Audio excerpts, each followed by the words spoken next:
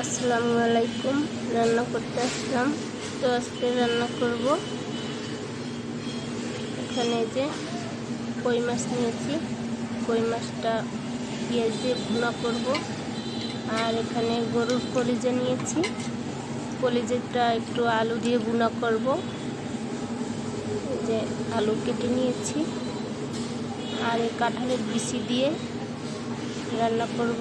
যে এখানে আবার মিষ্টি কুমড়া, তারপর বরবটি, আলু, এই 4 পদের সবজি দিয়ে রান্না করব। এই গুঁড়া চিংড়ি দিয়ে, এখানে গুঁড়া চিংড়ি আছে। তো সব কিছুই রেডি করে নিয়েছি, রান্না বসাই, দেখতে থাকুন। তো এই কড়াইটা রান্না করব, বসাই দিলাম, তেল দিয়ে দিলাম, দিয়ে দিলাম পেঁয়াজ কুচি,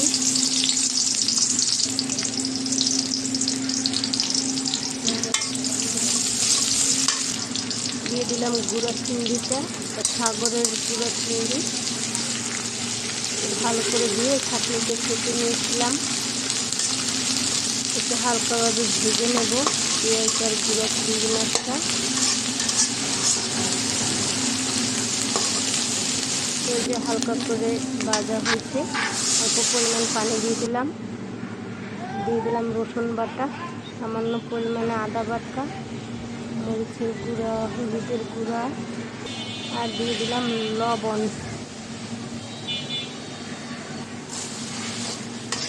এই কষানিতে আমি কাঁঠালের বিচিটাও দিয়ে দিব, যেহেতু কাঁঠালের বিচিটা শক্ত।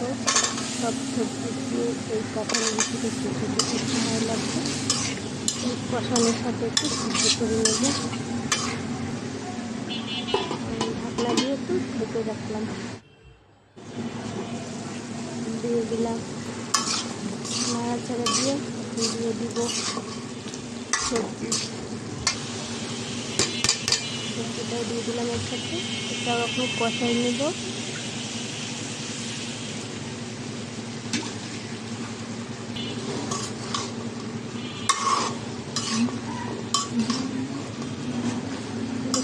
সবজি রান্না করলে খেতে খুব ভালো লাগে, আমি প্রায় রান্না করি। ঢাকনা দেখে ঢেকে রাখবো, আবারও ঢাকনাটা তুলে নিলাম, ভালো করে নাড়াচাড়া দিয়ে যে সবজিটা কষানো হয়ে গেছে, পানি দিয়ে দেবো।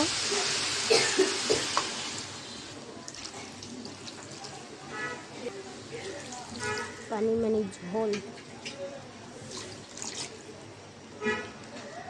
নাড়াচাড়া দিয়ে দিলাম, এখন আবারও ঢাকনা দিয়ে ঢেকে রাখলাম।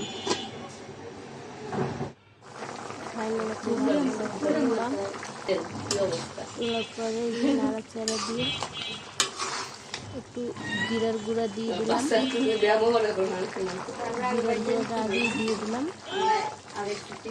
ধনিয়া পাতা দিব নামাবার আগে দিয়ে দিলাম কাঁচামরিচ, ধনিয়া পাতা,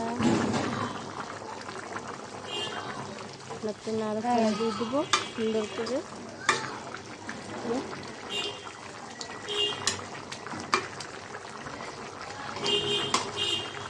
তো অল্প সময়ের মধ্যে একটু ঢাকনা দিয়ে দিতে দেবো, অল্প সময়, যেহেতু ধনিয়া পাতা ছিল। কেমন জানি হয়ে গেছে আমার সবজি রান্না। কাঁঠালের বিচি দিয়ে নামিয়ে নিলাম, তাওয়াটা বসিয়ে দিলাম। এখন কই মাছ রান্না করব, তো ভেজে রান্না করব। হলুদ মরিচ দিয়ে দিলাম, লবণ, তো একটু মেখে নেব মাছগুলো ভালো করে। তো মাছগুলো মাখলাম, এই যে আকাশ অনেক মেঘ করেছে, মনে হয় বৃষ্টি আসবে এরকম। তো মাছটা মাখানো হয়ে গেছে, তাওয়ার তেলও গরম হয়ে গেছে, দিয়ে দিলাম।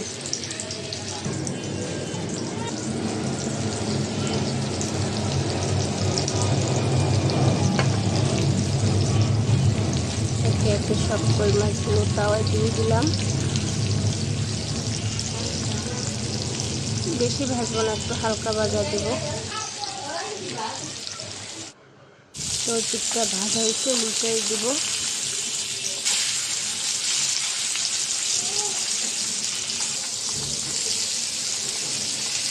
তো উল্টানো হয়ে গেছে। এই যে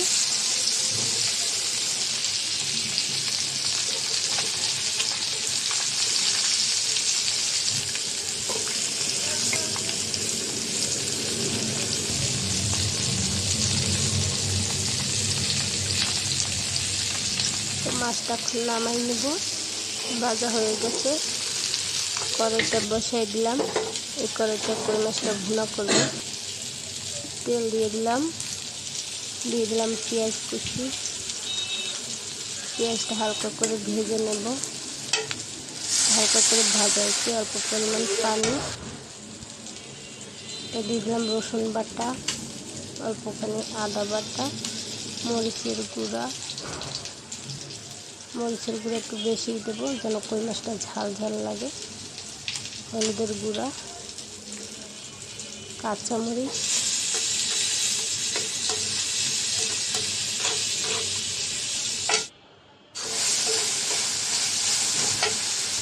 লবণ দিয়েছিলাম, এটা দেখাইতে পারিনি।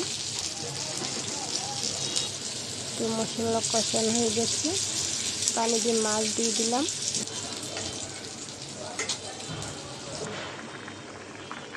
সামান্য পরিমাণ জিরার গুঁড়া দিয়ে দিব। মাছটা বলক এসেছে, তারপরে জিরার বেশি খাইলে কি আর তোরা কাল জম্মের মতো দুধ খাওয়াইছে। মাছটা প্রায় হয়ে এসেছে, এখন ধনিয়া পাতা দিয়ে দিলাম।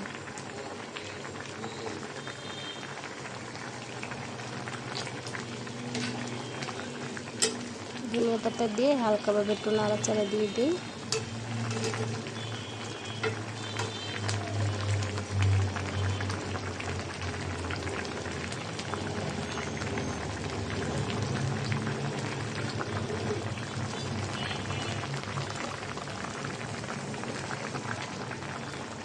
কই মাছ রান্নাটা হইতে আছে।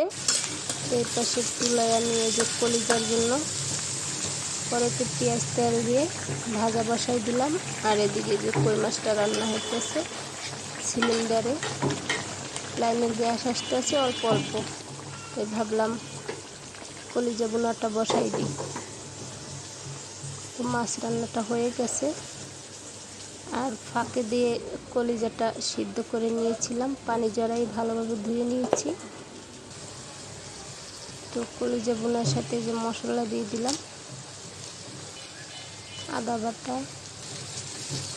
রসুন বাটা,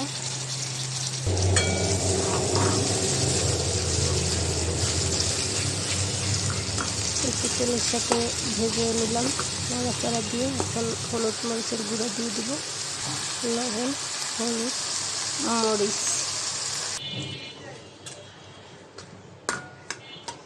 তো এই মশলা কষানির সাথেই আমি কলিজাটা দিয়ে দিব।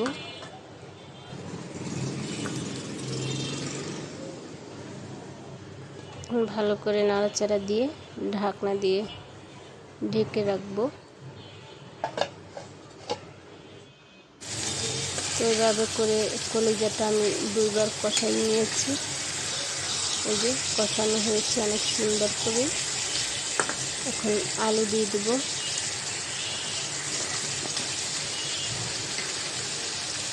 আলুর সাথে কলিজাটা একটু কষাই নেব।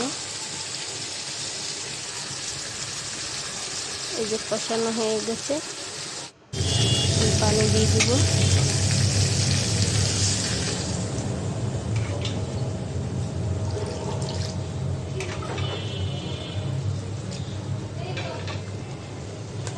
তো আবার নাড়াচাড়া দিয়ে ঢাকনা দিয়ে ঢেকে রাখবো।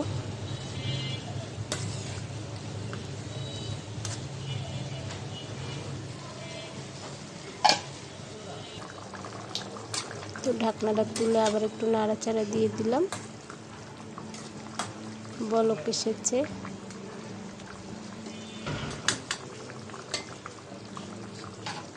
আবারও ঢাকনা দিয়ে ঢেকে রাখলাম। তো এই যে ফাইনালি হয়ে গেছে লাস্টের কলিজা বোনাটা নামানো দেখাতে পারি নাই, জিরার গুঁড়া দিয়ে নামিয়ে নিয়েছিলাম। যে অনেক সুন্দর করে ভুনা করেছি গরুর কলিজা।